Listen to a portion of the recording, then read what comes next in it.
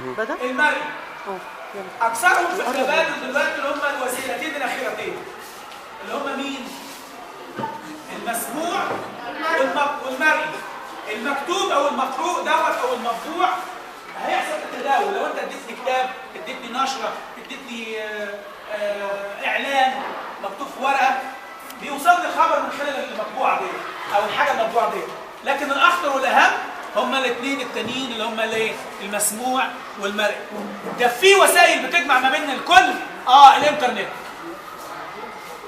الانترنت من اخطر وسائل الاعلام والتواصل الاجتماعي، بيسموها بالانجليزي كوميونيكيشنز. اخطر وسيله تواصل اجتماعي موجوده حاليا هي الانترنت. من خلال الانترنت تقدر تتواصل وتطلع على الاب تو ديت. الاب تو ديت يعني ايه؟ يعني احدث خبر، وانت في لحظه تبص تلاقي يقول لك جالك على الموبايل خبر معين. الموبايل ده تعاملوا معاه عن طريق الانترنت وشبكات التواصل الاجتماعي الموجوده زي الفيسبوك والتويتر والى اخره. المعني والمقصود ان احنا نطلع مستفيدين. المعني والمقصود ان احنا نطلع محترمين بعض. المعني والمقصود ان احنا نطلع مش متخاصمين. احنا طرفي مش نقيض، احنا طرفي حوار. طرف الحوار مفروض ان هم يتسموا بالهدوء، بمعنى بلاش عصبيه. صح كده؟ مفروض يتسموا بالعقلانيه، بمعنى ما فيش عاطفيه. ما تبقاش عاطفي، مش عشان بتحب المستر عبد الفتاح تأيد رايه، ولا عشان بتكرهه تبقى رايه ده كذا وكذا وكذا وتطلع فيه نقطه الفصل. لا، احنا بنحترم بعض.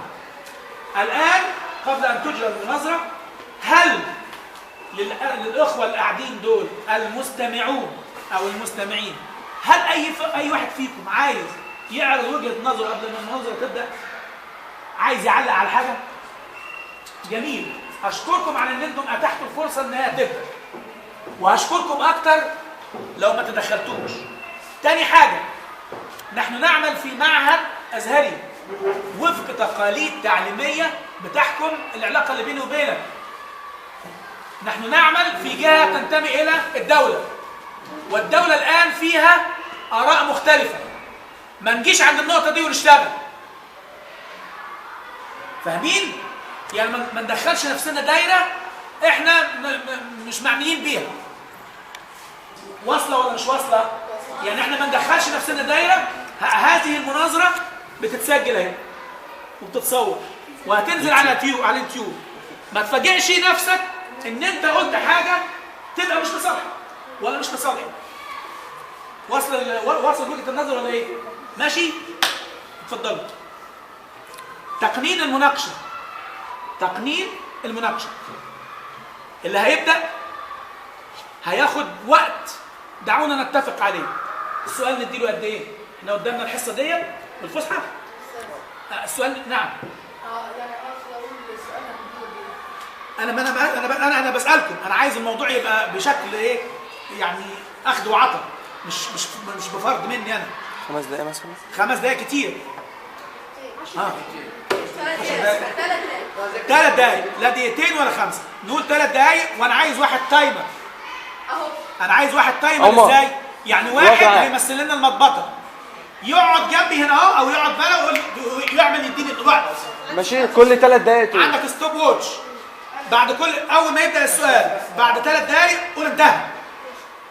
ويلتزم اللي بيطرح السؤال انه يسكت، والرد في دقيقه. بسم الله الرحمن الرحيم. هنبتدي من انهي؟ هنبدا من على اليمين طبعا.